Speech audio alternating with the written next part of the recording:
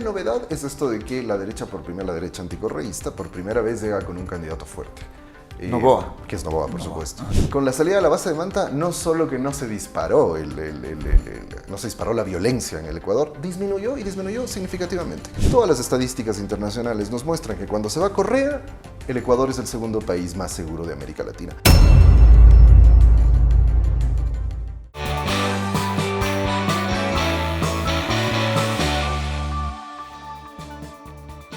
Hay acciones que en la parte política se están generando en nuestro país y que sin lugar a dudas tienen incidencia en lo que significa en este momento una campaña electoral o también una posibilidad de tener mayores opciones en el proceso electoral que tendremos el próximo año en el mes de febrero. Situaciones que conllevan también actuaciones en la Asamblea Nacional en donde se archiva un proyecto de ley que ahora pues se reclama era para luchar en contra del lavado de activos, el lavado de dinero mal habido, y también pues situaciones que se vienen dando en el ámbito inclusive de buscar la posibilidad de quitar el financiamiento que da el Estado a los partidos políticos. Todo ello enmarcado en un tema político que tiene que ver con los resultados que podrían darse el próximo mes de febrero del próximo año, como estamos indicando. Es el tema que lo vamos a abordar en esta programación con el doctor David Chávez. Es un importante analista político, académico universitario que está en la programación de Frente al Personaje. No olviden que estamos en las plataformas de Global Opinion. En nuestro canal de YouTube nos ayuda muchísimo usted suscribiéndose al canal. Los comentarios y los likes igualmente son importantes para contextualizar este tipo de entrevistas. En nuestras redes sociales, síganos en nuestras redes sociales, en Facebook, en Instagram, en TikTok, en X, antes Twitter. Va a encontrar usted resúmenes informativos de carácter nacional e internacional y la coyuntura informativa diaria, permanente. Si quiere estar bien informado, síganos las redes sociales de Global Opinion. El programa llega gracias al apoyo de... Conoce, siente y valora. Cultura Metro. Autorización número 3005. CNE, Elecciones Generales 2025. Kubiek, más que un buen acero. Thunder Mammoth, más fuerte, más versátil, más eficiente. Gracias, David, por estar en la programación. Bueno, ¿cómo se está contextualizando lo que está pasando en este momento en el país de acuerdo al punto de vista que ustedes mantienen en el análisis que se hace de lo que piensan los ciudadanos, de lo que está sucediendo también en los hechos? ¿Cuánto influyen los temas que pasan, como los cortes de energía eléctrica, en esa percepción que tienen los ecuatorianos? Osvaldo, ¿qué tal? Gracias por la invitación. Yo lo que diría es que hay que leerlo en dos niveles, ¿no? Un nivel que es un poco más de largo plazo, que sería ver qué viene pasando en el Ecuador de los últimos años, porque la situación de crisis de todo orden que tenemos actualmente tiene una continuidad, ¿no? Es decir, uno mira que hay una línea de continuidad, sobre todo los últimos 3 gobiernos, en los que más o menos las políticas en todos los ámbitos que son fundamentales ahora para el país se han venido manteniendo. Entonces creo que hay una primera conclusión, es decir, no es un problema solo de un presidente, de una persona, del señor Noboa, del señor Lasso o el señor Moreno. Ahí creo que hay que empezar a discutir que tenemos un problema del modelo al que han adscrito de otra manera ellos. Lo otro es el estado de ánimo de la población. O sea, pero ese modelo está enmarcado en el tema de la Constitución, David. No, en absoluto. O sea, ese es un... Yo sostengo la tesis desde que el señor Trujillo apareció en escena, la Constitución dejó de estar vigente en el Ecuador. O sea, del Consejo de Participación Ciudadana Transitoria. Claro, porque el propio Consejo, recordará usted, se ha dicho mucho, se menciona mucho aquello de Trujillo diciendo que ellos estaban por encima de la Constitución y que eran una especie de mini asamblea constituyente. Tenían los mandatos, inclusive ellos, claro. ¿no? Lo cual no era del todo cierto, es decir, porque ellos tenían un mandato muy específico, tenían que cumplir la Constitución, pero no estaban por encima de la Constitución. Sin embargo, es una figura cuando inconstitucionalmente Trujillo y los consejeros decidieron, por ejemplo, cambiar la Corte Constitucional, era algo que no podían hacer. Lo hicieron y decretaron además un periodo de vacancia constitucional. Esa figura me parece fascinante porque creo que eso es lo que ha ocurrido en todo este tiempo, es vacancia constitucional. Y lamentablemente la Corte Constitucional, que nos la vendieron como la Corte de lujo, que eran los superacadémicos de la Constitución, no sé qué, no ha sido, en mi opinión, no ha estado a la altura de defender la Constitución. Ha pasado cosas como varios tratados internacionales que vulneran el espíritu central de la soberanía que la Constitución mantiene. Han pasado lo de las bases militares extranjeras que vulnera el espíritu de soberanía, que es uno de los pilares fundamentales de la Constitución de Montecristi. Entonces me parece que hemos vivido un tiempo, por lo menos, de intermitencia constitucional. Y las medidas autoritarias que hemos visto en Noboa en el último tiempo no son otra cosa que el resultado final de eso.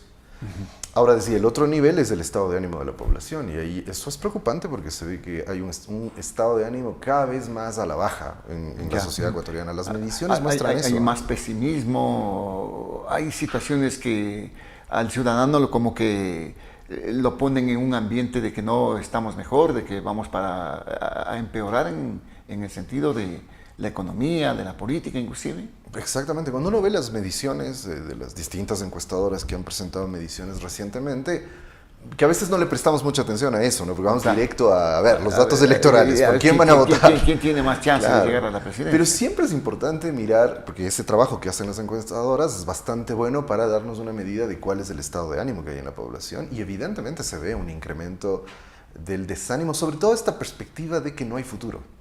Cuando, ya no recuerdo exactamente qué encuestadora preguntaba esto, pero hay alguna que preguntaba si ve alguna expectativa de cambio en el futuro. La gran mayoría, me parece que alrededor del 60%, consideraban que no, y que las cosas, no solo eso, sino que además las cosas van a empeorar. Y eso lo miden todas las, todas las encuestadoras. De eso se podría deducir, en este caso, David, ese alto porcentaje de ciudadanos, de ecuatorianos, jóvenes entre ellos, que quieren irse del país. 1.200.000 aproximadamente. Yo creo que son más. Son más, porque los jóvenes en este caso tienen una premisa fundamental que el objetivo es salir del país. Pero 1.200.000 personas que quieren irse del país, a como dé lugar. Efectivamente, que es un dato alarmante. O sea, como sociedad deberíamos estar muy alarmados de que la opción para mucha gente, o sea, le habrá pasado, a mí me ha pasado en los entornos cercanos, hay gente que dice, no, yo a la primera que pueda irme del país me voy. O sea, no importa, renuncio, busco otro trabajo. No hay que perder de vista que usualmente las estadísticas de migración están subestimadas, ¿no? Es decir, porque obviamente no se puede medir toda la migración ilegal, pero si ya nos dicen que hay números tan altos, hay que tener en cuenta que podría ser todavía más la cantidad de gente que está yendo o que quiere irse, que se está yendo. Y hay un detalle adicional. ¿Ese es el reflejo de lo que estamos viviendo en este momento en el país? Yo creo que sí, porque además, justo es a lo que me iba a referir, hay un detalle adicional que el colega Jorge Paladines, que es experto en temas de violencia criminal y este tipo de cosas, hace poco ponía en un post en X diciendo, tenemos que empezar a hablar de desplazados en el Ecuador, no solo migrantes. Y me pareció un dato muy interesante. Por la guerra criminal. Porque tengan en cuenta que primero hay desplazamiento interno. O sea, por ponerle un ejemplo, hay mucha población de Esmeraldas que durante el momento más crítico de la guerra criminal en Esmeraldas tuvo que abandonar la ciudad y venir a vivir a Quito, ir a Guayaquil, ir a otras ciudades. Y eso está pasando de manera masiva en el país. Es decir, la migración, sobre todo de la costa a la sierra, es significativa. Yo no conozco datos, me quedé pensando mucho al leer esto del colega Paladines, porque me parece que tiene mucho sentido. O sea, no es población que está saliendo porque necesita ir a buscar un trabajo, está saliendo porque la están vacunando, porque corre riesgo su vida, porque simplemente no quiere vivir en la violencia criminal. Y esa es la clásica lógica de desplazamiento forzado producto de una guerra o producto de la violencia en cualquier contexto. Es lo que pasaba en Colombia. ¿Te recordás cuando nosotros ni de lejos pensábamos que íbamos a llegar a algo así? Claro. Y en Colombia la gente venía al Ecuador, precisamente mucha de la población que venía. O sea, hay desplazamiento interno y la gente que se va se puede considerar como desplazados también que están fuera del país. Claro, o sea, por esas circunstancias. Yo no soy un experto en eso, pero siguiendo lo que decía Jorge Paladines, me parece que es un criterio sobre el que sí deberíamos discutir. Es muy probable que mucha gente que sale del país también lo haga producto de la violencia criminal. Es decir, me parece que con ese criterio podríamos estar hablando de un desplazamiento interno y también de desplazamientos hacia afuera del país. Eso es preocupante, ¿no? ¿Y cómo frenamos todo este tema? Bueno, la solución es política, ¿no? Evidentemente. O sea, el problema, aquí suele haber una paradoja, porque cuando las sociedades viven crisis tan severas como la ecuatoriana, o sea, el Ecuador está al borde de deshacerse como país. Es gravísimo lo que estamos viviendo. Es esa figura que ha utilizado The Economist en este reportaje que ha causado tanto revuelo en la prensa oficialista favorable al gobierno, de que somos un narcoestado. Cuando se habla de narcoestado, estamos hablando de un Estado y una sociedad que ya está en un nivel de descomposición muy alto, ¿no? Entonces me parece que el punto de partida es eso. Cuando las sociedades están en crisis tan severas como la que estamos viviendo nosotros, la única vía es la posibilidad de encontrar salidas políticas adecuadas, serias, planificadas, etcétera. Pero sin embargo, la crisis suele producir, producto del desánimo y demás, suele producir un desencanto de la política.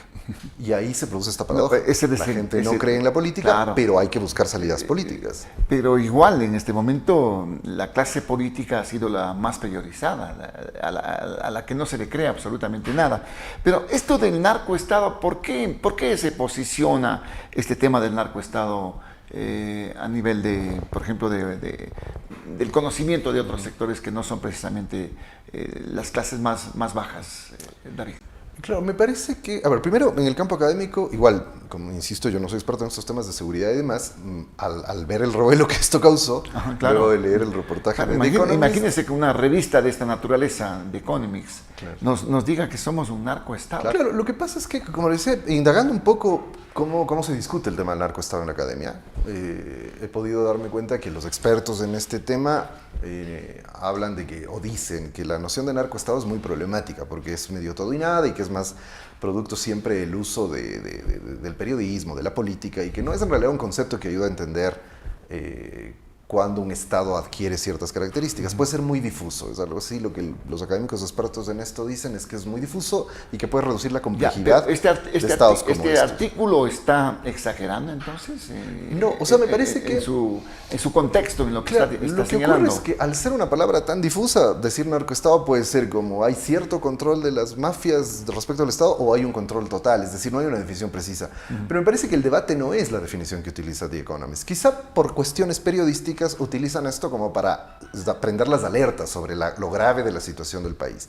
Me parece que la discusión fundamental es el contenido de ese artículo, que es donde se describe, bueno, aparte de las cosas que usted ha señalado, la monstruosa situación social que está viviendo. Porque además me parece que el artículo tiene fundamentalmente ese tono. O sea, cómo la gente que vive el día a día en sus barrios, en sus ciudades, de la violencia criminal, tiene que afrontar la violencia criminal. Lo que significa esto que se ha dicho mucho del artículo, ¿no? Lo que significa encontrar permanentemente cadáveres en lugar de basura, en un lugar donde antes se botaba basura. Este tipo de cosas son gravísimas y claro, hay que llamar la atención, y a mí ahí sí no me importa que digan que es un narcoestado, porque hay que asumir la gravedad de la crisis, porque con el modo con el que se han venido manejando los últimos gobiernos, y particularmente tendemos a banalizar y superficializar la gravedad de estas cosas. En ese ámbito, en nuestro medio, como que se está, quizás el ciudadano ya acostumbrándose a este asunto, a aceptar los cortes de energía eléctrica. Bueno, ya hay cortes. El tema de la violencia, las vacunas, ya toca asumirlo en este caso. ¿Estamos normalizando este tipo de hechos, David? Se ha normalizado, absolutamente. O sea, se está normalizando, y eso es sobre lo que yo quisiera llamar la atención, se está normalizando el modo de vida neoliberal. Porque es esto, por eso, como le decía de inicio, la discusión política en este momento, porque creo que es tiempo de que además como electores asumamos una mayor responsabilidad sobre el voto que vamos a dar en febrero, hay que discutir los modelos de sociedad y los modelos, porque no son solo un modelo político, no son solo un modelo económico, fiscal, son formas de convivencia colectiva las que están tras los modelos políticos que estamos. Pero ¿por qué señalamos que es un modo de vida neoliberal lo que tenemos en este momento? Porque los efectos de esto es el retiro del Estado. Además, note que ahí hay una serie de coincidencias. La coincidencia más interesante es sobre todo con México, ¿no? Quienes han estudiado esto en México ven, y además podemos ver los registros históricos, es clarísimo. México firma su Tratado de Libre Comercio con los Estados Unidos. El gobierno, el tiempo el gobierno del PRI, que era el único que había, pero el gobierno inicia una política de privatizaciones, apertura, retiro del Estado, es decir, toda la lógica neoliberal que siempre se aplica de acuerdo a cómo funciona en cada país. Y entonces se desata la violencia del narco. Porque es lo lógico, el Estado se va retirando de cosas tan elementales como estas: el control territorial, el monopolio de la violencia. O sea, Durán es una ciudad donde hay un paraestado de los criminales, de las organizaciones criminales. Ellos son el Estado. Y eso es, digamos... Es lo que pasa en ciertos territorios de México, Exactamente. que no se han podido recuperar todavía. Entonces, claro, ¿no? pero pasaba volvamos- en Colombia en su momento, ¿no? Claro, pero por eso volvamos al principio de lo que es el neoliberalismo. El neoliberalismo es el Estado se retira, los ciudadanos se arreglan. Pero- y en eso parte de los ciudadanos son Pero las hay bandas una criminales. concepción también que señala que en gobiernos progresistas donde comenzó todo este problema del avance del narcotráfico, o que habían de pronto contubernios o arreglos para que no aparezcan como han aparecido en este momento. Sí, se me parece un poco... Hablando fundamentalmente del gobierno esas cosas de Correa. Claro, ¿no? claro. Pero son parte de la fábula, de las fábulas anticorreístas que además ni siquiera son muy ingeniosas, ¿no? Es decir, para mí no tiene mucho sentido, digo, enfrascarnos en esas discusiones que son absolutamente, que tienen una direccionalidad política muy clara, no ayudan a salir de esto. Pero se les atribuye, ¿Por por ejemplo, la salida de la base de Manta, por ejemplo, en el tema, Pero que para que siempre no se- exista control del Mire, narcotráfico. Para que vea lo absurdo que es, ¿no? Es culpa de la salida de base de Manta que el narcotráfico haya crecido. ¿Dónde están los carteles de la droga más importantes del mundo? En México. ¿Hacia dónde llevan la droga? A los Estados Unidos. Tienen frontera compartida. Los Estados Unidos dicen que llevan una lucha contra las drogas desde hace ya casi 50 años, desde la época de Nixon. ¿Y cuál es el resultado? Los carteles han crecido, el consumo dentro de los Estados Unidos ha llegado ya a niveles alarmantes y creemos que los Estados Unidos es la solución. El primer punto. Lo que se ha dicho siempre, Colombia siempre tuvo apoyo de los Estados Unidos y ahí el narcotráfico nunca paró. México también. México tuvo siempre mucha colaboración de los Estados Unidos, el gobierno mexicano y demás, para controlar supuestamente a los cárteles y no funcionó. Y acá las cifras muestran lo contrario, además. Pero David, México, por ejemplo, en este momento, en el último gobierno de AMLO, de López Obrador, 200,000 muertos. Es que México es una violencia incontrolable. Exacto, por esa violencia. Pero, ¿qué conlleva esto? Era un gobierno progresista, pues, el de AMLO, y ahora están con otro, ¿no? Lo que pasa es que los carteles ya tienen tomado el Estado casi 30 años, pues. O sea, es decir, los gobiernos no son demiurgos. Hay lógicas sociales que ya están arraigadas en la estructura de nuestras sociedades de manera global. O sea, yo no dudo que los carteles del narco hayan empezado a operar en la época de Correa, que es lo que se suele decir para decir, es que Correa es el culpable, pero es porque eso pasa en todo el mundo. O sea, el narcotráfico es una de las áreas del capitalismo global y de la acumulación capitalista más grandes del mundo. Los gobiernos no pueden evitar que se metan, porque además tienen capacidades económicas y financieras poderosísimas para infiltrar cualquier economía. Los gobiernos lo que pueden hacer es controlar que no se expanda.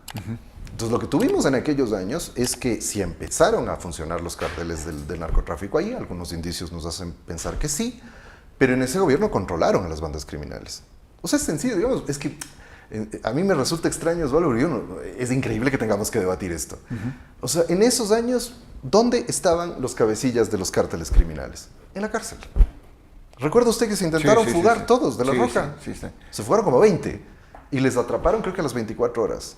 Con el propio Serrano, al que acusaban de que era una especie de zar antidrogas o alguna cosa así. Con el propio Serrano a la cabeza para recapturar. Recapturaron a todos y los volvieron a meter a la cárcel.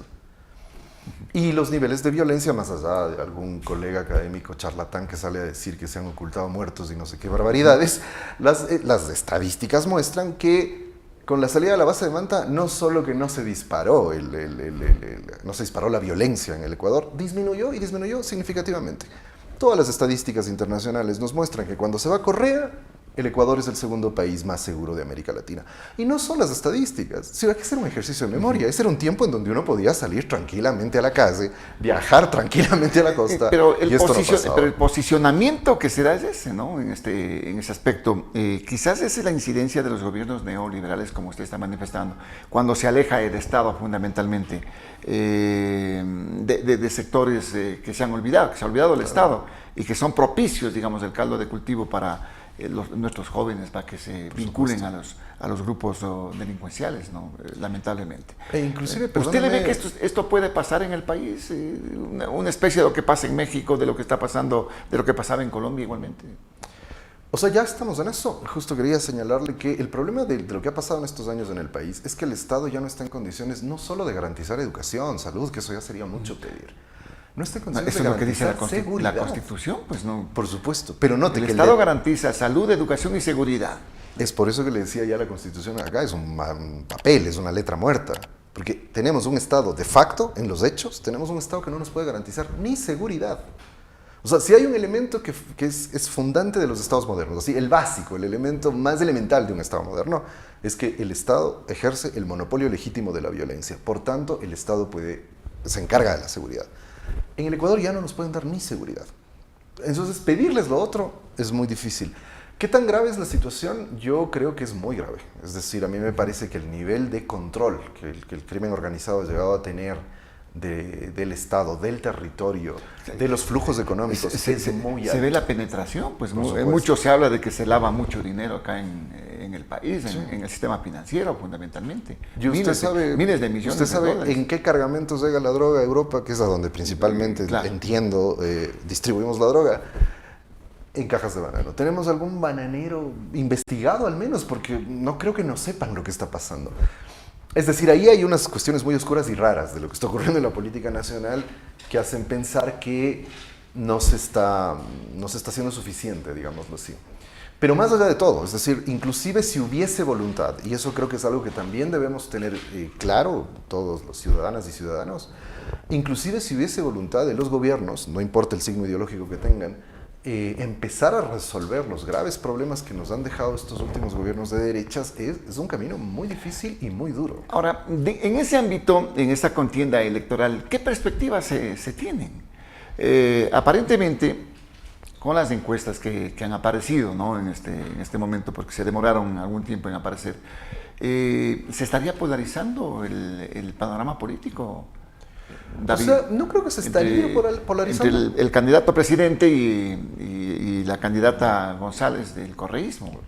Esta sería una polarización definitivamente. Como polarización de las preferencias electorales de la sociedad, eso ya viene ocurriendo hace mucho tiempo. O sea, digamos, prácticamente usted sabe, ahora, cada elección es una elección entre correísmo correístas y anticorreístas. Claro, sí. claro. Aunque uno diga que no, o sea, al final termina tomando alguna posición.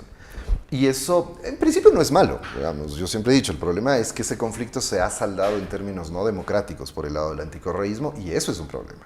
O sea, perseguir al enemigo, bloquearle restringir los ámbitos democráticos, eso no está bien. Que haya posiciones distintas, inclusive radicalmente opuestas, no es un problema en sí mismo. Y esto viene marcando la política ecuatoriana en realidad desde que Correa era presidente. Es decir, esta dicotomía correísmo-anticorreísmo ha sido uno de los fenómenos estructurales de la política ecuatoriana de las últimas décadas. La novedad de esta elección es que por primera vez tenemos un candidato de las derechas que logra concentrar una intención de voto importante. Y entonces ya no están dispersos, o sea, ya no hay andas como hicieron la jugada de sacarle a Topic. Hay candidatos, claro, lo de Topic fue una jugada maestra. Claro, digamos, pero no democrática, eso sí. Pero lo de la derecha, pero hay otros candidatos de la derecha, pues está Henry Cucalón, por ejemplo. Sí, pero ¿cuántos suman? O sea, tome a Kronfle, Cucalón y los otros que están por ahí. No llegan ni al 3%, no llegan ni al 5%. Sí. Por eso digo, estamos polarizados definitivamente. Entonces, el tema es entre correístas y anticorreístas en este momento. Va a ser, otra vez, digamos, es una reedición. Digo, ahí la novedad es esto de que la derecha anticorreísta, por primera vez llega con un candidato fuerte. Noboa. Que es Noboa, por supuesto. Que un candidato que no viene con el 10, el 5%, sino que está midiendo entre el 20 y el 30%, y que parece ser que eso es un voto duro de Noboa. No sé si el 30, pero quizá al menos un 20% sí podría ser voto duro del anticorreísmo más duro, del anticorreísmo más cerrado, más fanático. Me parece que esa ha sido además, creo, la habilidad de Noboa. Noboa ha logrado convertirse en la figura política que representa a ese sector del electorado. Porque ese sector no llegaba a tener una representación. Hubo un momento en que Villavicencio, por ejemplo, parecía que quería perfilarse como el representante de ese sector anticorreísta duro, pero no lo logró del todo. Y ha habido quizá otras figuras, pero ninguno lo logró. Noboa lo ha logrado, me parece. Habrá que ver hasta la elección, pero sí me parece que ha logrado consolidar ese respaldo del voto duro anticorreísta.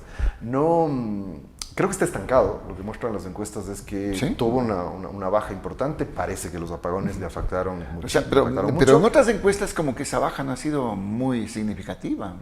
O sea, me parece que en general, si uno mira la tendencia de las mediciones, 5 él ha bajado, puntos, digamos, a lo que tenía hace unos meses, en donde el respaldo llegaba casi al 50%, y de pronto ahora estamos en el 30%. Bueno, todavía sigue siendo un presidente es muy acelerado, con respaldo, 42, 44%. La intención de voto parece que ha bajado, ¿no? Es a lo que me refiero. Porque la credibilidad de respaldo ha bajado también, pero no tanto. Lo que sí ha bajado mucho es su intención de voto. Sin embargo, no ha bajado a los niveles en que terminaron Lasso, Moreno, eso no, y eso es interesante. O sea, parece que ha bajado hasta un punto donde ya más bien lo que vamos a ver es un estancamiento. Ahí la pregunta es si eso para Noboa es un piso o es un techo. Yo tiendo a creer, esto es muy intuitivo, ¿no? Sí. Tiendo a creer que es un techo. Tiendo a creer no crece que más de allí. a Noboa le va a costar. Es posible que crezca sobre todo echando mano del anticorreísmo, que es lo que le va a tocar.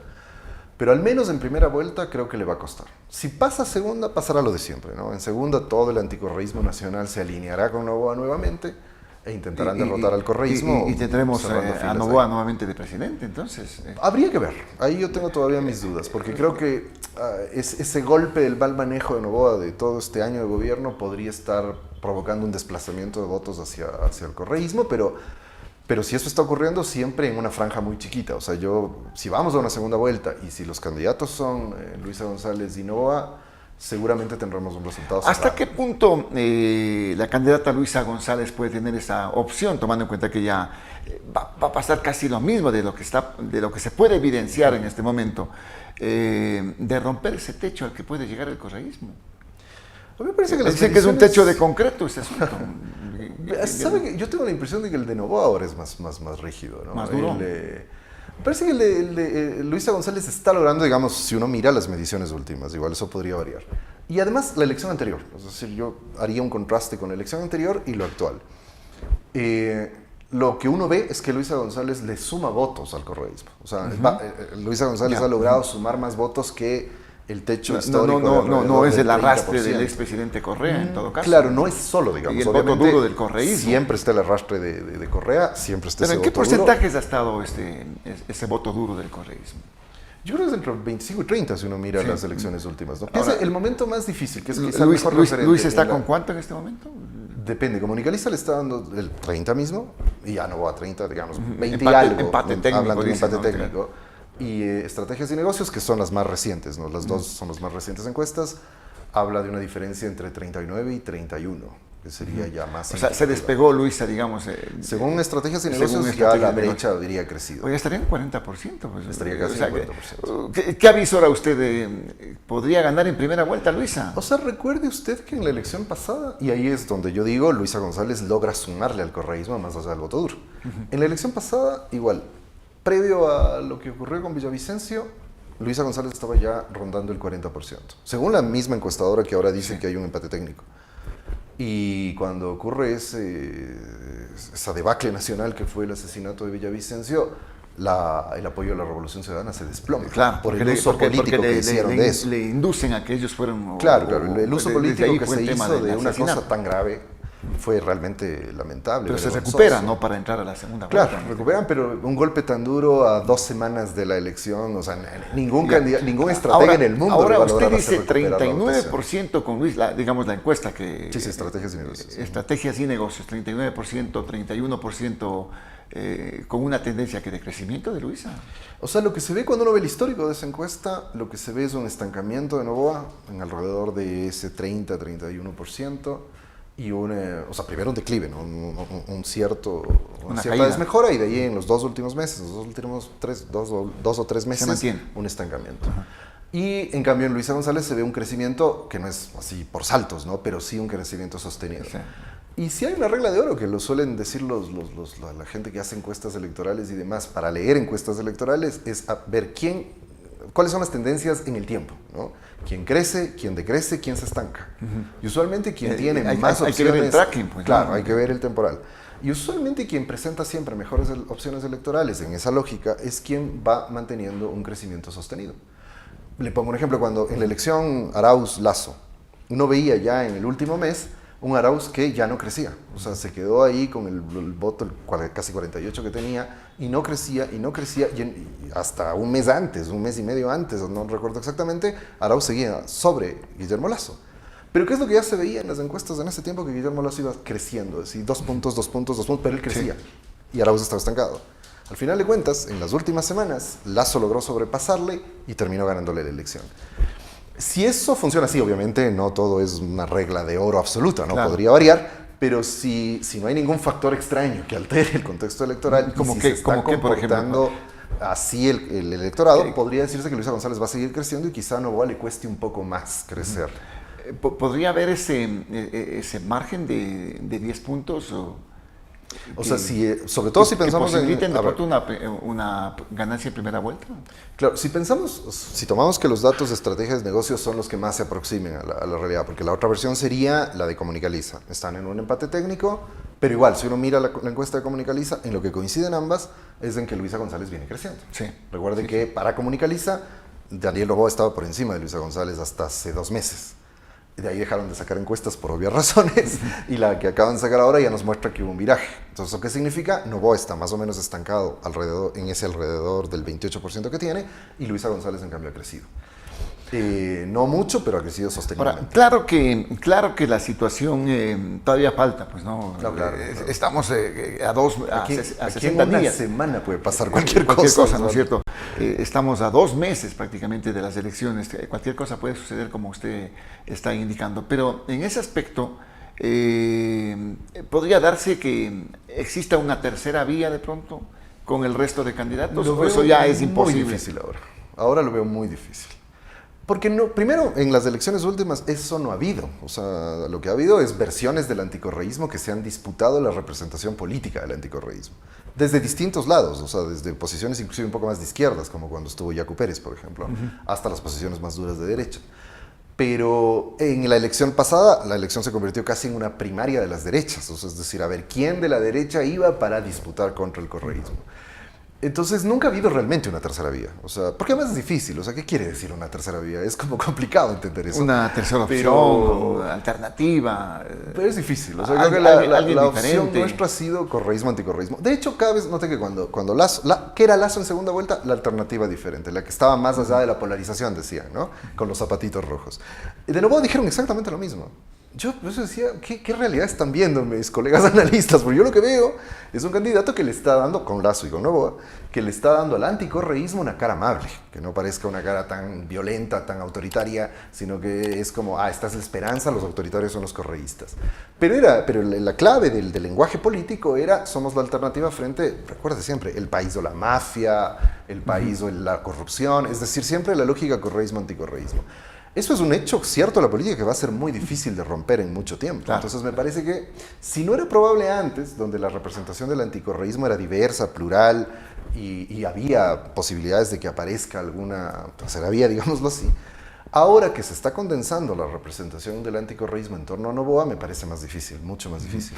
¿Cuánto puede pesar las afirmaciones que hace el presidente, por ejemplo, en el tema de los cortes de energía eléctrica? Diciembre, volvemos a la normalidad, ya no habrán cortes de energía. Vamos a comenzar diciembre y tenemos todavía de 6 a 7 horas de cortes. ¿Puede pasar factura esto? ¿O la gente ya está acostumbrada y más bien lo ven como que es el hombre que está luchando por volver a la normalidad, por darnos energía eléctrica? O sea, vuelvo sobre los datos y lo primero que habría que decir es que las encuestas están mostrando que el mal manejo de la crisis, porque no es la necesidad de los apagones, si lo habría manejado de otra manera quizá no le habría golpeado, pero ese mal manejo de la crisis energética sí le ha golpeado electoralmente, eso sí es bastante evidente. No tanto como uno habría podido pensar, es decir, con un manejo tan desastroso de la crisis uno habría dicho ya nadie le cree, y sin embargo no, sigue teniendo un respaldo importante. Y de ahí hay que ver a quién le habla, y efectivamente... Vuelvo sobre lo que decía anteriormente, me parece que, no sé tanto él no me parece un tipo muy brillante, pero la gente que le diseña las estrategias políticas creo que está pensando correctamente que a quien hay que hablarle es al anticorreísmo más duro, al anticorreísmo más fanático.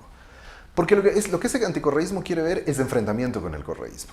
Entonces, claro, si él se muestra dos cosas, por un lado autoritario, y por otro lado se muestra como alguien que va a confrontar con el correísmo, a ese sector eso le satisface políticamente en términos absolutos. Se resume un poco en aquellos posts de redes sociales que circulaban por ahí de alguna gente anticorreísta, que no eran trolls, eran usuarios de carne y hueso, reales, que decían, no me importa quedarme 24 horas sin luz con tal de que no vuelva al correísmo. Sí.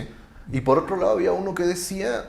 a mí no me importa que me corten la luz, pero este presidente metió preso a Glass, ataca a Aquiles Álvarez y ahora sacó a Topic de la carrera electoral y yo con eso estoy agradecido y no me importa que se quede, reelección. Entonces ese sector lo que quiere es eso, un presidente que haga la puesta en escena autoritaria que es demagógica además, porque no resuelve nada. O sea, es lo que usted acaba de decir. Cuando nos dijo, se van a reducir los cortes a 4 horas, nos clavó 14 horas de cortes a la siguiente semana. Claro. Y ahora nos dice, no, en diciembre no vamos a tener cortes, me pego un tiro, no sé qué, y vamos a empezar Bueno, lo del tiro ha sido desmentido, ¿no? Por la Secretaría de Comunicación. David, lo cierto es que hay que seguir analizando estos temas, porque esto es paso a paso. Paso a paso. Sí, y el problema mayor es que tenemos demasiados problemas. O sea, la crisis es tan grave en todos los órdenes. Hay una multicrisis, como dicen. Claro, claro, que es muy difícil centrarnos solo en una cosa porque, claro, saltan todos los temas. Pero yo espero, lo único que digo respecto a la elección que viene, sobre todo me preocupa mucho, es que los electores no volvamos a tomar decisiones en el aire. O sea, creo que en esta ocasión tenemos que estar absolutamente informados y ser responsables de nuestro voto. Ese es realmente lo que se espera, ¿no? de los ciudadanos, que realmente se adentren y tomen decisiones certeras para nuestro país. David, agradecido por su presencia, muy amable. No, dije, Osvaldo, gracias por la invitación. Gracias al doctor David Chávez, analista político, académico universitario, aquí en la programación de Frente al Personaje. No olviden que estamos en las plataformas de Global Opinion, en nuestro canal de YouTube. Usted se suscribe, los likes y los comentarios son muy importantes, igualmente nos ayuda muchísimo. Y también en nuestras redes sociales, manténgase informado de la coyuntura noticiosa permanente, diaria, en nuestras redes sociales. El programa llegó gracias al apoyo de... Conoce, siente y valora. Cultura Metro. Autorización número 3005. CNE, Elecciones Generales 2025. Kubiek, más que un buen acero. Thunder Mammoth. Más fuerte, más versátil, más eficiente. Gracias por acompañarnos. Recuerde que estamos con ustedes de lunes a viernes a partir de las 19 horas en nuestro canal de YouTube. Nos vemos el día de mañana con un nuevo personaje y un nuevo tema. Dele like a este programa y también comparta. Soy Osvaldo Morocho Ampudia y nos veremos muy pronto.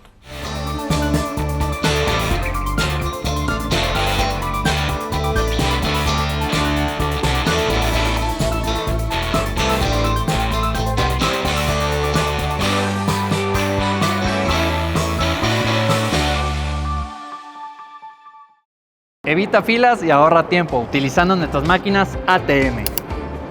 Están ubicadas en las estaciones Labrador, Quipijapa, San Francisco, Magdalena, Morán Valverde y Quitumbe. Toca la pantalla para seleccionar pase QR sencillo o recarga tu cuenta. Selecciona tu medio de pago, efectivo o tarjeta. Si es en efectivo, recuerda colocar el valor exacto. Puedes imprimir hasta 5 QRs. También puedes consultar el saldo de tu cuenta o recargar tu cuenta Ciudad desde $1. Evita filas y ahorra tiempo utilizando nuestras máquinas ATM para una mejor experiencia. Conoce, siente y valora. Cultura Metro. Autorización número 3005. CNE, Elecciones Generales 2025. Kubiek, más que un buen acero. Existimos para acelerar el cambio hacia una construcción sustentable. Somos la primera industria del sector del acero, metalmecánica y productos para la construcción en ser empresa carbono neutro. Te presentamos nuestros productos: edificaciones metálicas, cubiertas de acero, cubiertas fotovoltaicas, tubería de acero, tubería eléctrica, construcción en seco, paneles prefabricados de hormigón alivianado y encofrados metálicos. Kubiek, más que un buen acero. Él es Baltasar Ushka, el último hielero.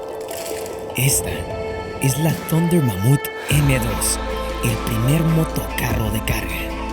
¿En qué se parecen estos dos personajes del Andes ecuatoriano? Que nacieron para ser los fuertes del trabajo pesado. Una potente herramienta de trabajo con amplio espacio de carga. Thunder Mammoth M2. Fabricados para durar, diseñados para ahorrar.